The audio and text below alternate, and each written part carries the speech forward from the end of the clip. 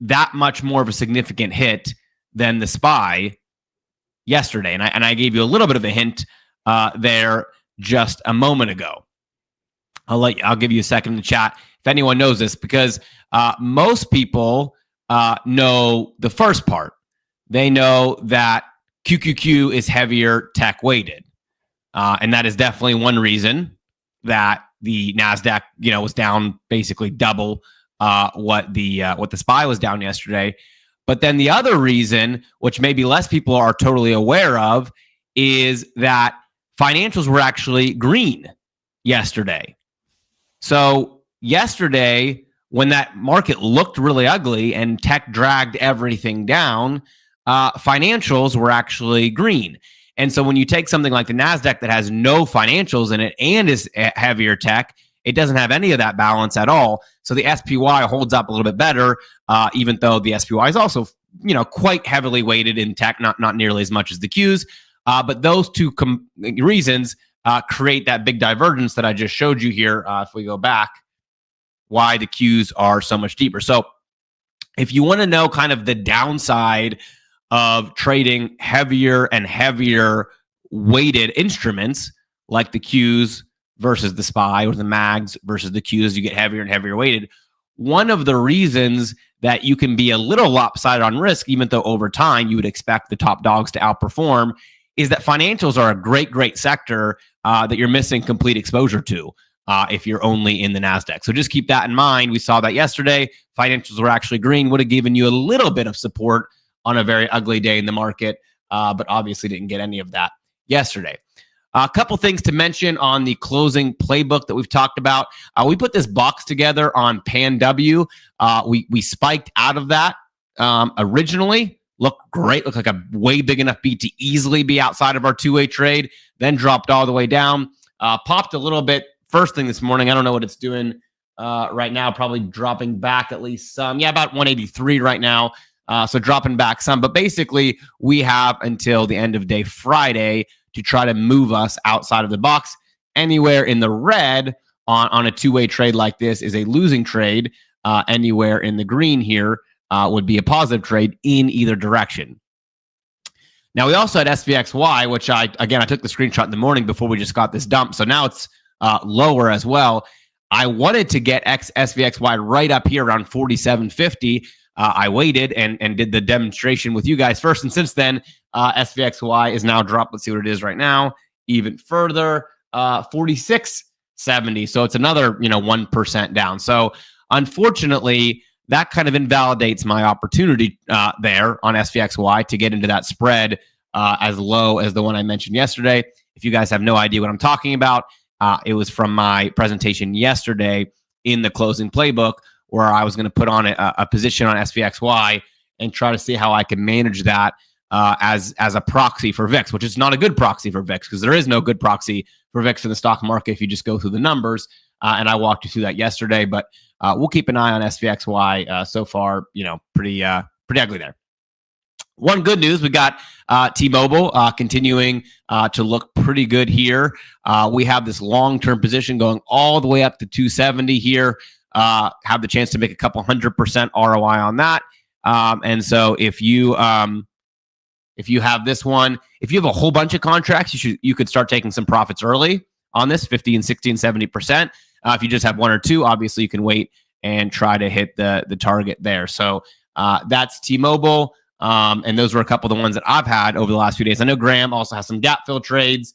I'm not sure the exact numbers on all those, so I'm sure he'll cover a couple of those when he is back on. But those are the couple of the ones that I had on, and I'll keep you guys updated on those. By the way, one thing to note, we've had a big shift in the NMC scan. Now, if you guys don't get the NMC scan, this is a free scan that you get just by being on our new Money Crew e-letter. That's one that Graham, Lance, and I work together on. And so it's just it comes every day in the newsletter just to kind of give you some stocks that meet our different criteria with, a couple of the filters that we all use, institutional liquidity, those option flows, long-term trend, short-term trend, all that sort of stuff. So that's all in here. And it's interesting to note that while NVIDIA and Google and Meta have really been dominating this scan recently, now we're starting to see that shift where you're getting some cheaper, some kind of quote unquote no-name stocks here popping back up versus all those big dogs just dominating that scan. All right. And the last thing I wanted to mention before I have Silas kind of take it over and go through some analysis, look at some plays we have, is we're going to do a live trade on that stock. That's another one of those financial stocks that I think is kind of interesting, but a little bit of a lesser known player. I have a trade I'm going to work on setting up there, although the market's moving pretty fast right now. So we'll see if I can get on the original trade I planned. And then I've also got something crazy today, which the timing for, I couldn't have drawn it up better. I mean, unfortunately, it's a red day in the market, but that actually plays into exactly what I want to talk about at the end. And so please stay to the end, hang tight for that, because we're probably going to do it for a very, very, very short window. And if you're interested, I don't want you to miss that. So with that, Silas, I'll pull you onto the stage here, and I will hand it off if you want to kind of walk through your top down, what you're seeing, and just general thoughts on kind of how this flush fits into your overall approach and what you're seeing seasonally and with everything else you've got there. Yeah, good morning. Can you guys hear me okay? Yeah, you sound good. All right, perfect. So I'm juggling a bunch of different screens here. I think I'm in another room. So let me get my bearings straight for a second. You want me to share my screen? Yeah, go ahead. Okay. Let's see. All right. So this, and we'll do that. All right. You guys see a chart of the S&P? Yep. Okay. All right. Well, thanks, Nate and David and the team here for having me on. I've been invited to come back. I was here last week, just kind of sharing some of my thoughts and my analysis based on the methodology that I use and the tools I use. So thanks for having me back on. I think I can see the chat. So if you guys have questions, just let me know. So very, very appreciative to be here. Thanks again to the team. Let's just get right to it. I know Nathan's got a lot to cover, and I was going to share some ideas with him that I'm looking at. And I kind of start with the S&P, really focusing on the key global markets, S&P, NASDAQ, bonds, crude oil, gold, where the institutional players are, kind of start top down with that. Then I use that data information to start looking at whether it's individual stock names or individual commodities. And what we talked about last week, I think it's worth going back here if I can. We take a look at this. And when we were here last week, we were looking at the COT data, and we continue to look at that over each week. And we saw some new selling or institutional positioning or shifting taking place by the non-commercial hedge funds. And those are the guys that we follow, the smart money. Remember, the hedgers are the smartest guys in the room, but we like to follow the smart money, which are the non-commercial hedge funds.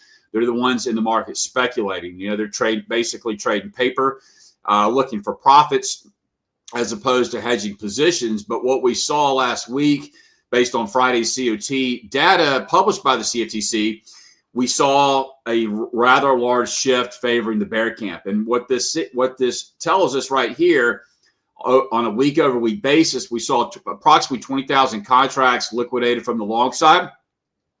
And we saw an additional 35,800 contracts added to the short side. So those two things alone are bearish, right? You have a liquidation of longs, you have an addition of shorts. That's a net change of almost 55,000 contracts, okay? So that takes the net position by non-commercial hedge funds to about 175,000 contracts net short. So we have been watching that data, and we're also watching the technicals as well. So part of my three-prong approach here is technicals, hedge fund positioning or institutional participation, and seasonality. And so this is what Nathan touched on this, and we covered a good bit of this last week, looking at the seasonality of many markets, but particularly here in the S&P 500. This is data going back 25, 30 years. Okay. So what we look for is this kind of data, and we can clearly see the right-hand side of the chart. Okay. So that's the $64,000 question that everybody wants to know. What does the right-hand side of the chart look like? Well, we can see that using data and using seasonality. This is clearly an area where we don't want to be, chasing longs, chasing breakout highs, having FOMO because you heard somebody's buying the video on CNBC. We got to be very careful. It doesn't mean that you've got to sell everything, liquidate, put your cash under the mattress. It's just being cognizant of the fact of the data and where we are. You look at the price action here. This is not an area where it's prudent to be buyers. Yes, you can be a breakout trader if that's your thing, but we've got to be very cautious. And prudence says, hey, if we're long, we can stay long, but let's start tightening up stops. Tightening up our risk, taking some profits and things of that nature. Okay, and that's all we're doing. We're looking at, again, where are we in terms of price and time? And so if you weren't here last week, or I'll refresh your memory, here we are, what we call time. We know this is where we are in time, and are we here in price? So if we have an aggregate of longer term seasonal averages kind of showing a peak in this market, we gave some hard data stats last week as well. Are we also here in price? If we were down here in price and we had kind of this cycle or this seasonal peak or high, now we have we have a little disparity. But we look for current price matching up with time. That's where our odds come in, on top of non-commercial selling coming in. Okay. So this is, a time of the year where we're always looking to favor the short side if price is also aligning. And that's what it is. So with that being said, I think I made my point, and you look at percent of positive months, you look at all this data. Hell, if the histograms are below zero, it's telling you that we should be expecting weakness, and we need to be very careful if we're long. Okay. And everybody, I think most of you guys are skilled, and gals are skilled traders. So not only would we maybe looking to get flat longs or at least tighten up stops for those that are active and want to participate for potential downside, then we can look to short that trade. And we talked about that last week, and I think we'll talk about that or revisit this again this afternoon. Nathan is looking at a trade here. We talked about a short S&P, long VIX, short S&P, long Russell type trade, and that's certainly playing out. Now, when I did my COT analysis this weekend, we're about 100 points off of the Sunday highs at 64. I think it's 64.70, 64.85. Now we're 63.75. So it's not really an area that I love to get in now, being down, on a 60-point down day, 1% down. Look for retracements back higher to start lagging back in.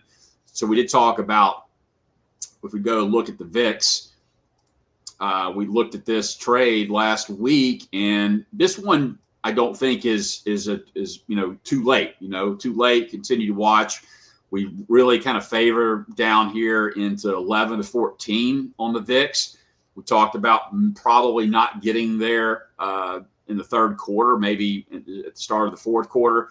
But this is a way that we like kind of expressing our opinion of potential downside or potential mean reversion corrective type moves. So a couple people said no sound. I just want to do a sound check. Is the sound still good, or am I talking to black? No, you're good. They might just have to click that button there on the screen. Okay. Just making sure. So, so where do we go from here? We kind of know what the bias is, the thinking. And if you're unclear on any market, then my advice is just stay out. There's plenty of other opportunities. You don't have to get in just to get in.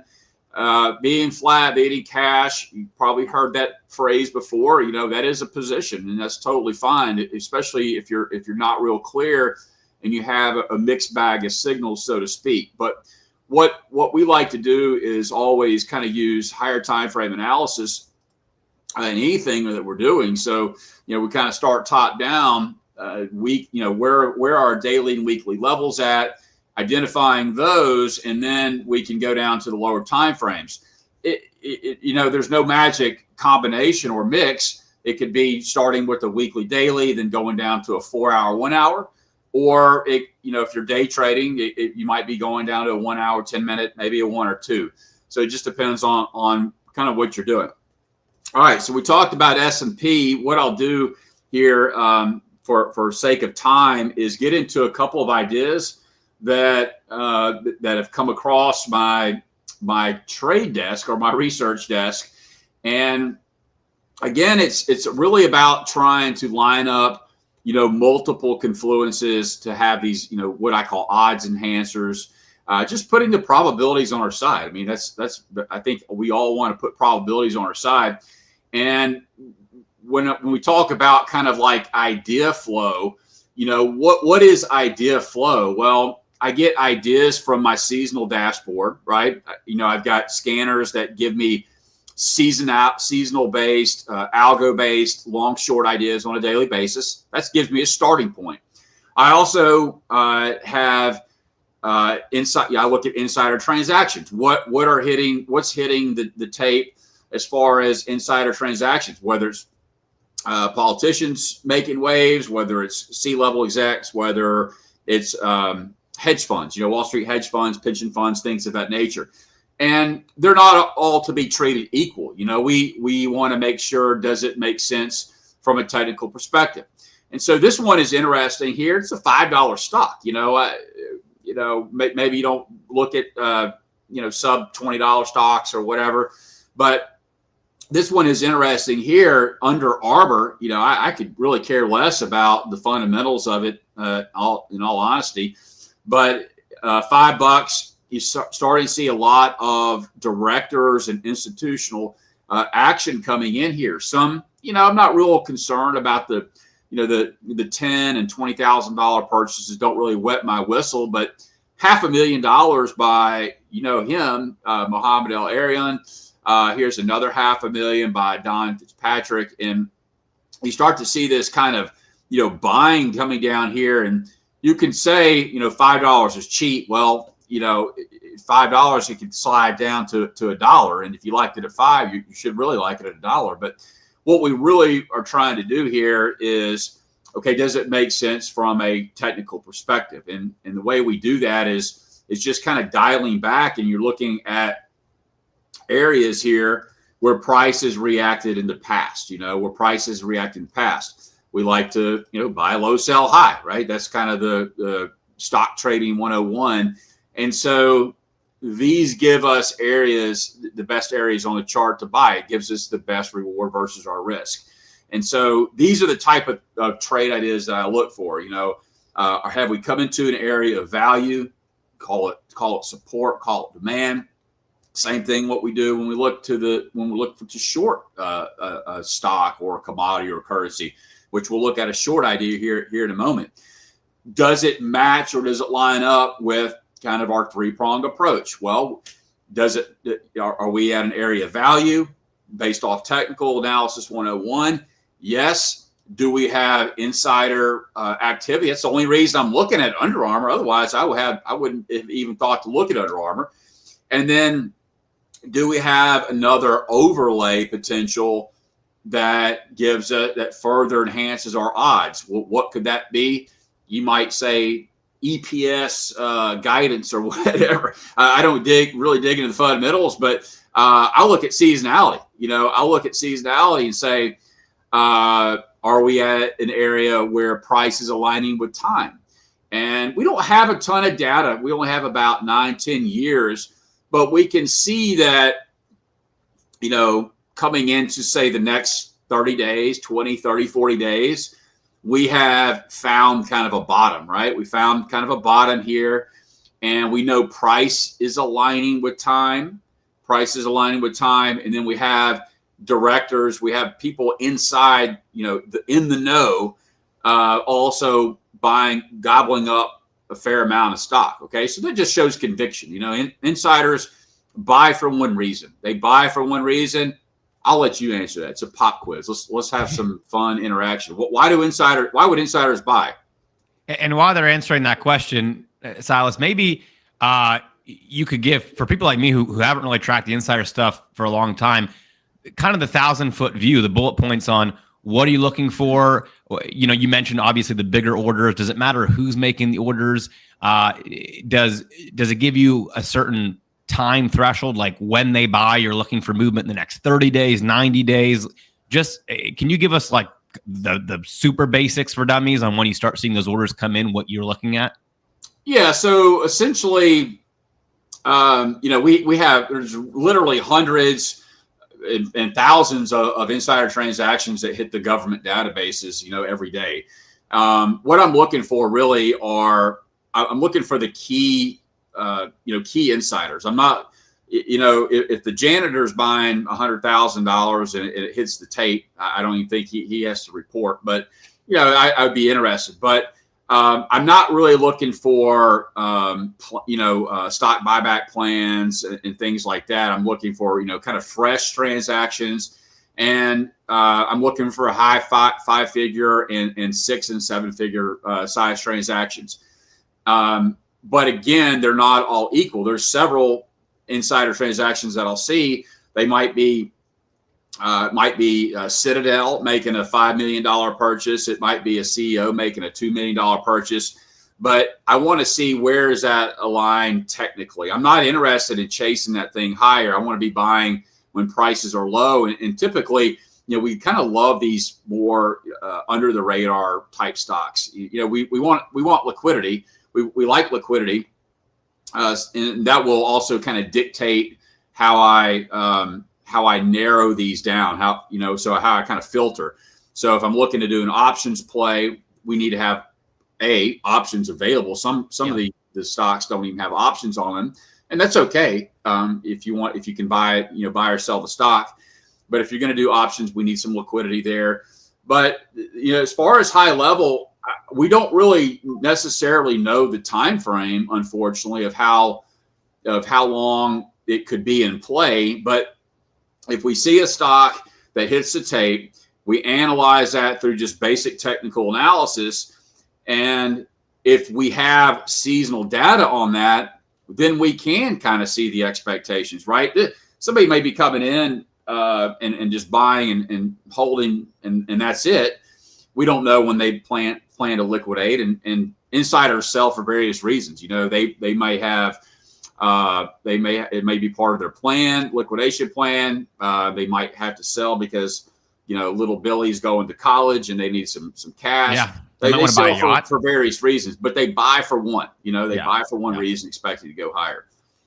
And what about for earnings? Do you, when you see more buying going into earnings, do you ever get tempted to play them outright, or are you more thinking, just kind of technically sound swing trading? You're gonna manage a position. You're not gonna try to get too cute on guessing what the timing is and what it actually means. Yeah, I typically don't trade around earnings just because it's more of a wild card. Now, if the stars kind of align, where, hey, we are at a very high probability, kind of what I call institutional reaction zone, or reaction point, and we have favorable seasonality, and the stock has been beaten down, but presents a good low risk opportunity, and we have insiders buying. We could certainly speculate on that, but gotcha. Typically I'm trading around earnings. I'll let that dust settle, and usually earnings can be a catalyst for our next idea. Based on what's going on, based on the earnings results, that will often put price into an area where, okay, the earnings was whatever it was. Price reacted and came to us, because we're usually kind of waiting in the weeds like a cheetah. We're waiting for price to come to us, and then we take action. So this is kind of a long-sided idea. I'll give you a short idea, and then I'll kind of turn it back over to you. Is this one on? Let's see.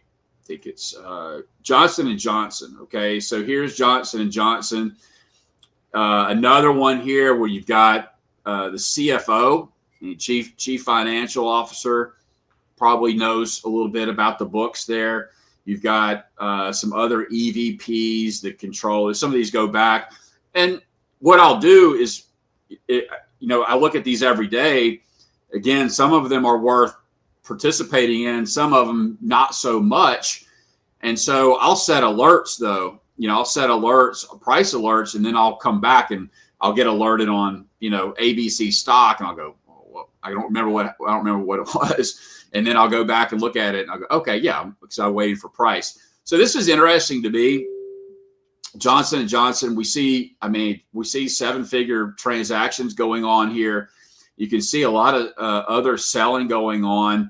And again, okay, it appeared on my watch list because we have a lot of insider transactions going on. Now, can we bake seasonality into the idea? And I say we do. So there's a question from John about price aligning with time. So this is what I mean. Is price at an area of time, meaning the calendar year, where we are aligning? So the calendar, where we are in the calendar year here in mid-late August, tells us that over the past 50 years that Johnson & Johnson has declined at this time of the year. So that's time. Are we aligned with price in current day? So if we look at current day, price is aligned with time. Does that make sense? If price was down here, but we are showing a cyclical high or cycle top, then I would say price is not aligned with time. Okay, but price, if we see a very clear, distinct cycle high based on data, I'm not making this up. This is just what's happened over 50 years. If price is also here at high prices, then we would be interested in taking a potential short. All right, I'm glad I answered. So if we look at this, if we looked at Johnson & Johnson through the seasonal average, but here we are in current day. Okay, so we come back, we kind of peel the curtain back, higher time frame. We look at a weekly chart. We can see price, for whatever reason, and I don't care to know why, price is sold off, and now we're back here to an area. So if you guys trade options, then this is the kind of stuff that we love, whether you are a debit trader or a credit spread trader. It's favorable both ways, because you know that if you like to sell credit spreads, price is high. That means IV, implied volatility, is higher. Then we can sell premium, sell bear call spreads at more favorable prices. Well, if you say, Silas, I don't trade credit spreads, I only buy outright calls, outright puts. Well, you know that we are at a favorable time to be debit buyers or debit spread traders as well, because call option premium is rising.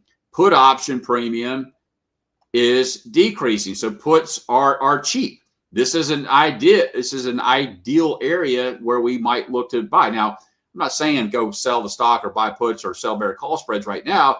We have other things, little overlays that we wait for confirmation. Right now, we don't really have confirmation, but we're clearly at an area where we were expecting reaction. Okay, we have a cluster of levels here, and we know insiders are stepping in. That just gives us some more confluence. And we know that we are at a high probability. If we come back here, it's Johnson & Johnson. We know that based on 10, 20, 50 years of data, that Johnson & Johnson has slid to the south side. And we know that the S&P and the broader market usually does this as well. So that's all we're trying to do. That's all we're trying to do, is line those three things together. So those are a couple ideas for you. I've got some other, technical based ideas, some seasonal ideas we can look at, but I think I'll turn it back over to Nathan unless there are any other questions.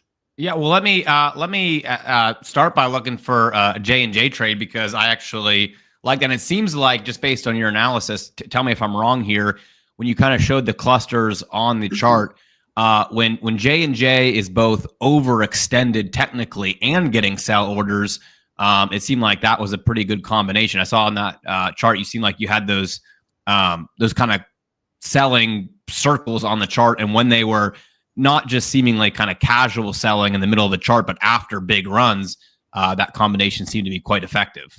Yeah. We had so like we were coming into some of our higher time frame supply levels. It's kind of faint, but it's a light pink, kind of light purple here in the middle. Okay, that was a zone that we traded against back at that time. So this was like old analysis. When I came across this idea on J&J, I was like, oh, this is some old analysis and old trades that we put on. These were areas where we, were expecting prices to halt.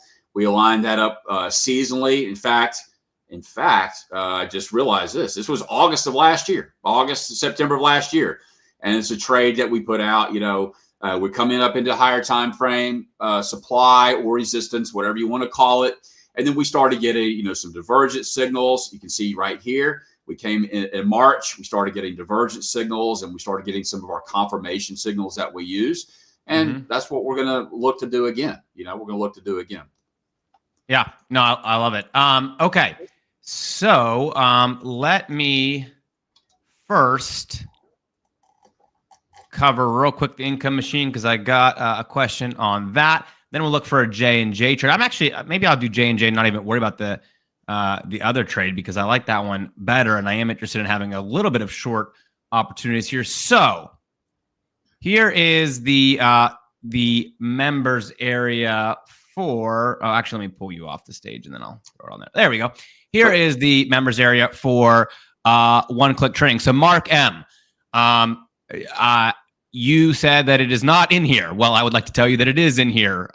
So like I said, go to Income Machine Resources, click all the items, August cheat sheet right there for you with all of the trades listed. So it is definitely in there. Like I said, it's right in resources. Not trying to throw you under the bus or anything, but obviously, when you post in the chat to 500 people that something is not where I said it is, it does make me look a little bit stupid when it actually is in there. So I just ask you to please be careful when you're posting stuff like that in the chat with 500 other people. Again, not trying to beat you up, but just those are the kind of things that in a session like this, where everyone's here going through stuff and maybe not familiar, just to be careful about with the chat. Same kind of thing with, I want to be careful when posting trades from paid services and things like that, opening the chat. When it's a public chat, we love it. We love hearing from you guys. We love hearing your ideas. Just have to be a little bit careful on posting things like, hey, that's not in the members area, or stuff like that, just, because we don't want other people to then get confused. So just go in there under the sections, guys.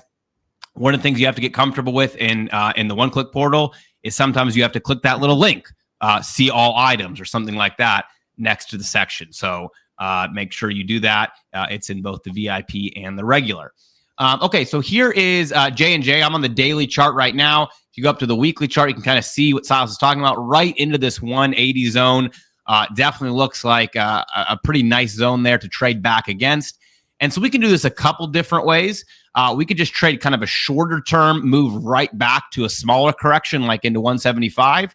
Or we could trade a little bit deeper into the mid-range here on a longer-term trade. Now, this is a weekly chart. So if we want to trade down into the low 60s, 160s, obviously we're going to have to give this trade some time. I mean, you might get one of these where 1 week, 2 weeks later, you're down $30, but obviously we don't want to count on that.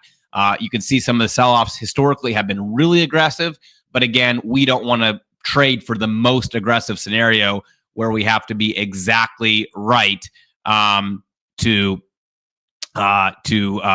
be, on the winning side. We want to give it enough time.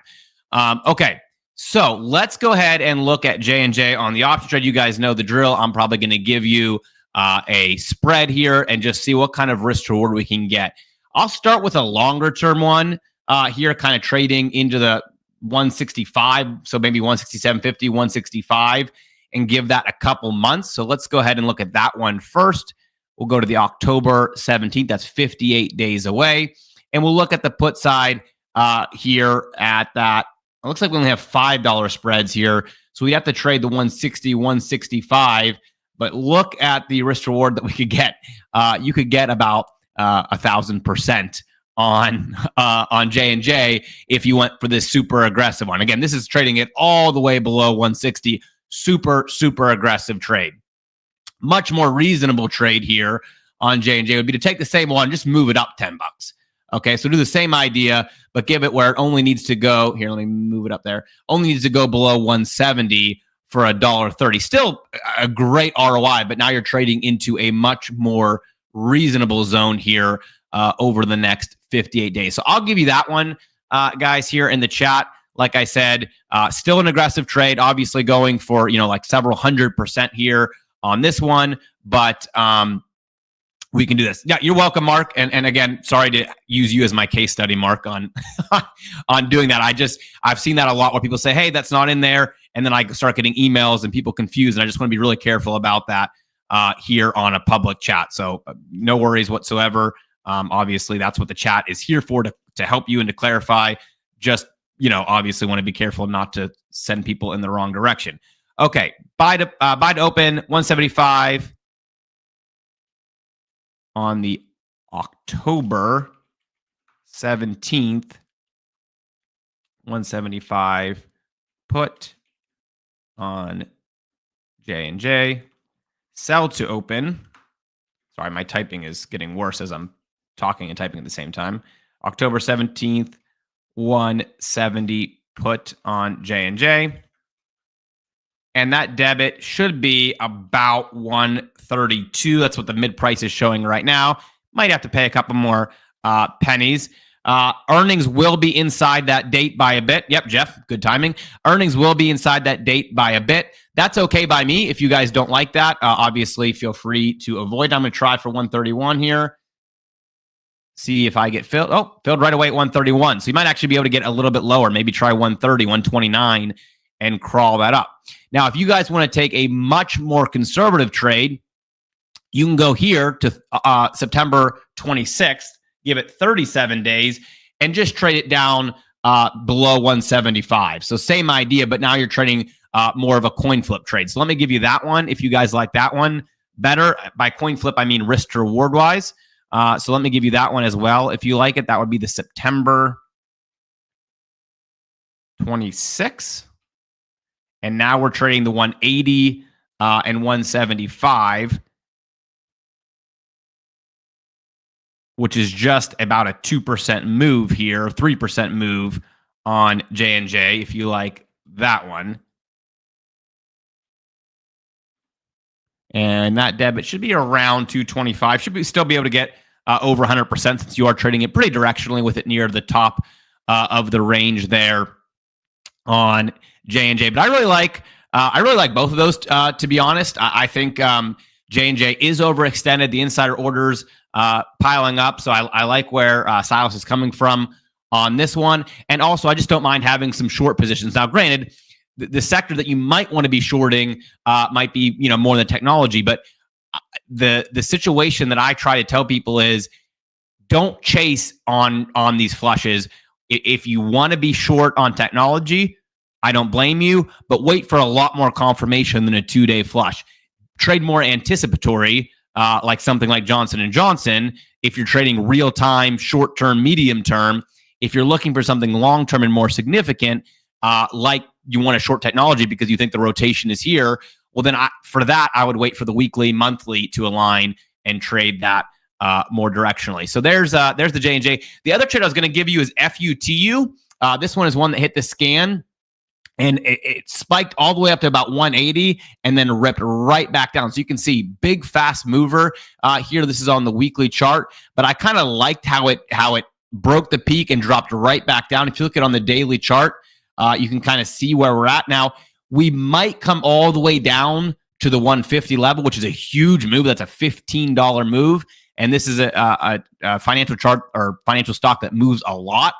So obviously this is one that you would want to be pretty careful with, but it might also be one that we could do a two-way trade for that exact reason. So do you guys want the two-way trade on this? It'd be a little bit higher risk, or do you want to just stick with Johnson & Johnson for this morning? Because I got something else for you that I'm really excited about that we're going to do a very short window on. I want to make sure that we get into that, but I'm happy to give you the trade if you want to get that trade as well. You just want to stick with what I think is probably a little bit higher strength trade on J&J here.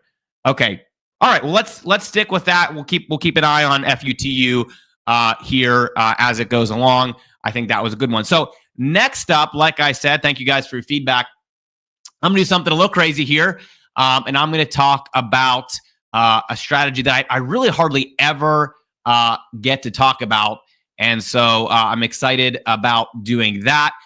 This is a strategy that has been absolutely killing it. So let me pull that up. Yeah. Before you jump into that, if we can, I don't know, Silas, I know you're still here or not, but I wanted to just mention or have Silas mention his ebook that he just that's put true. out. I forgot. I was going to do that for him, and then I totally forgot. Silas put together this. If you want to post that link in there, Dave. Basically, this is kind of, we called it an under the radar trade because it's an asset that I don't actively trade, that most of you probably don't actively trade as well. What you can do is you can go in there. He put the entire report together, lined up the seasonals, the potential, put together a trade idea. And if you click that, I think you can also get into his Telegram where he's posting some information in there as well. Great point. Thank you for bringing that up, Dave.